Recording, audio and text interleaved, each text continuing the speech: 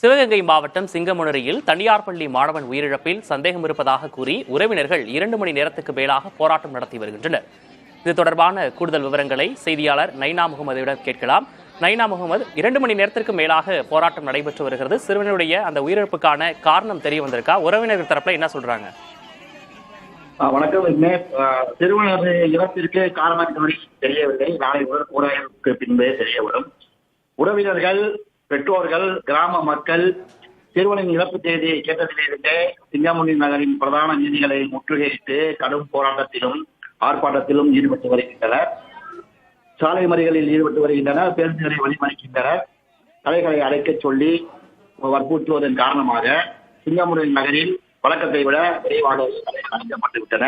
காவல்துறையினர் சமாதானம் செய்தும் தவிர்க்க இயலாத சூழ்நிலையே நிலவுகிறது.